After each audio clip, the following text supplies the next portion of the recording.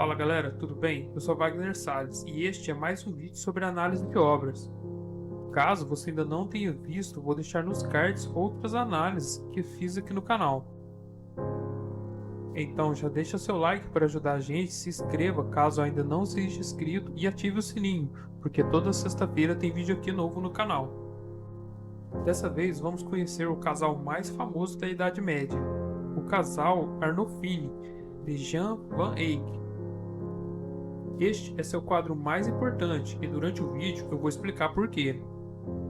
Mas antes de irmos para o quadro, vamos conhecer os personagens principais dessa história enigmática. O primeiro deles é o noivo, Giovanni de Arrigo Arnolfini, rico comerciante italiano, oriundo de Lucca, fixado em Bruges desde 1421.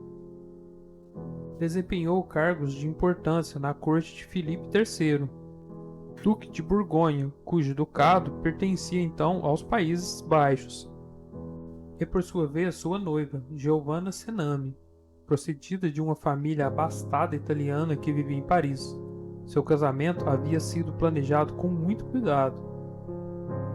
Oriundos de Lucca, Toscana, se estabeleceram na cidade de Bruges, na região de Flandres, que integra o Ducado de Borgonha, que hoje é o Reino da Bélgica.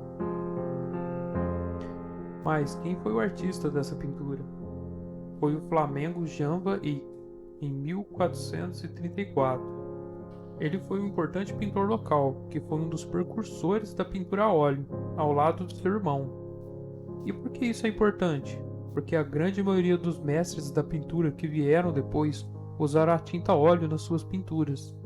Isso contribuiu para popularizar a técnica.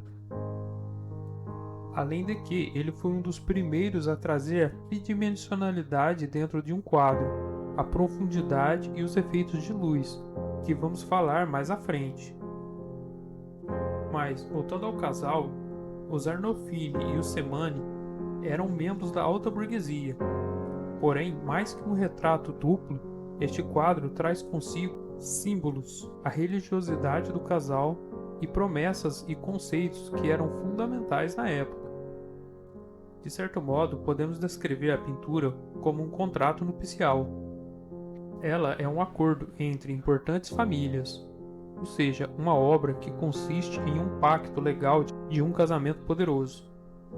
Mas, deixando de lado um pouco a cerimônia e voltando aos personagens, onde se encontra o padre?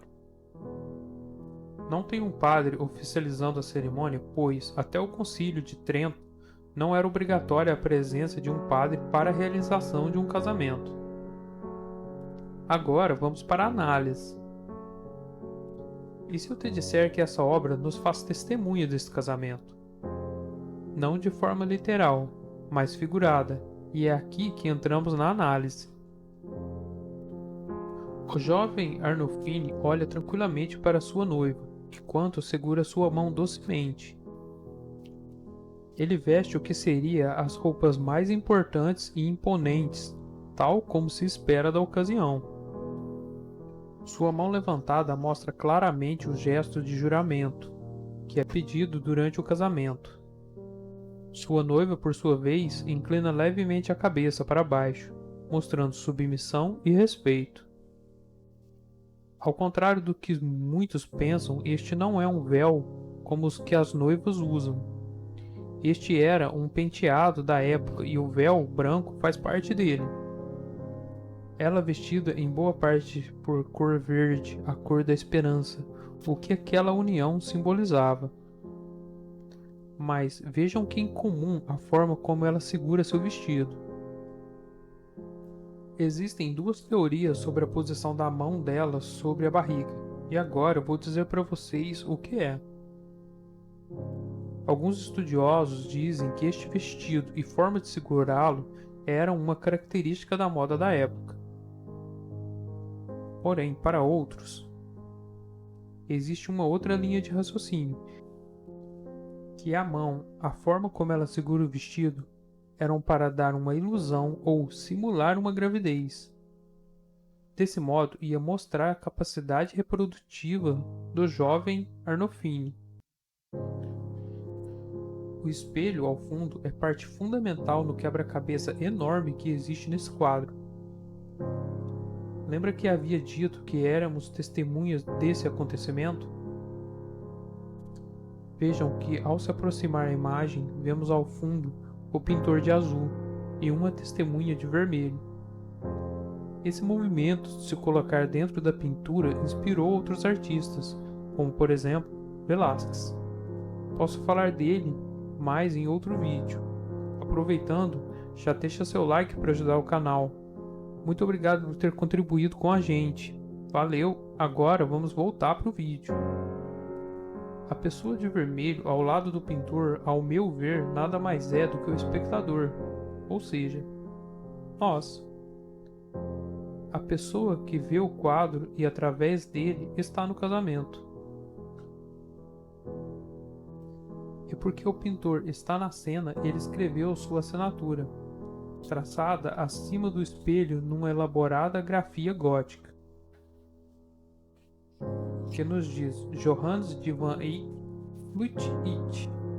Em latim, Van Eyck esteve aqui em 1434.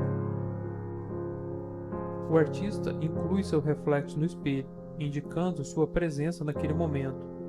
Para alguns estudiosos, eles acreditam que, de fato, ele era uma testemunha do casamento. A religião é um ponto tão importante que está entre o casal. Vejam como as cenas da Paixão de Cristo estão na moldura no espelho, e como o reflexo do casal volta de costas para nós. Aqui eu preciso abrir um parênteses à genialidade do mestre Van Eyck.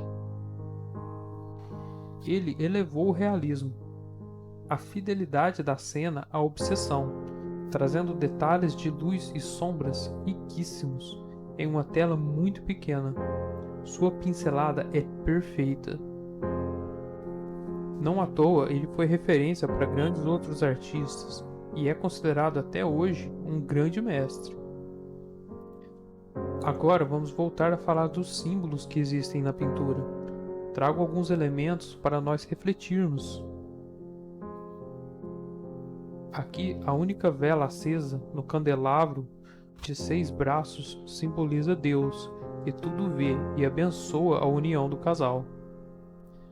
Ao fundo, em cima do braço direito de Arnolfini, um terço dourado sugere as virtudes da noiva.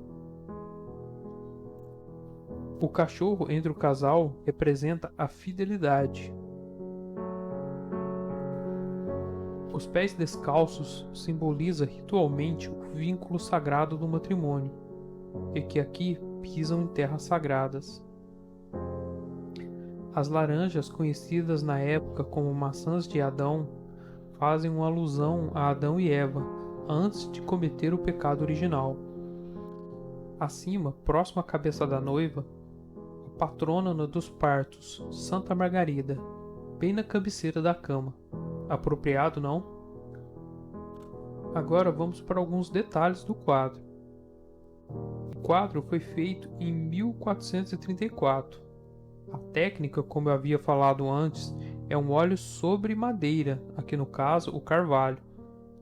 As dimensões do quadro são 80 centímetros por 59, é bem pequeno. Referente ao movimento que tem esse quadro, a qual ordem ele pertence, ele fica entre a arte gótica e a arte renascentista. Para alguns estudiosos, essa arte está entre a arte gótica, chamado de gótico tardio por alguns especialistas, e a arte renascentista. Ou seja, esse quadro ele é um divisor de águas na história da arte. Mas, só a título de curiosidade, que fim levou o casal? Por desgraça, não resultou como se esperava. Não tiveram filhos e depois de alguns anos, Arnolfini foi levado aos tribunais por causa de uma amante despeitada que buscava por uma compensação. Eu espero realmente que você tenha gostado, e para eu saber que você gostou do conteúdo, primeiramente eu queria te agradecer por ter assistido o vídeo até aqui. Lembrando que eu vou deixar nos cards alguns dos meus vídeos de análise para vocês assistirem depois. Lembrando de dar seu like porque isso ajuda demais a gente. Se inscreva caso ainda não seja inscrito, ative o sininho para não perder nada, porque toda sexta-feira tem vídeo novo aqui no canal. Então ajude esse conteúdo a chegar em cada vez mais pessoas que gostam de arte. Compartilhe com aquele seu amigo que você sabe que ama história da arte. Comente aqui qual obra você quer que eu faça com análise. Valeu, um grande abraço, até mais, fui!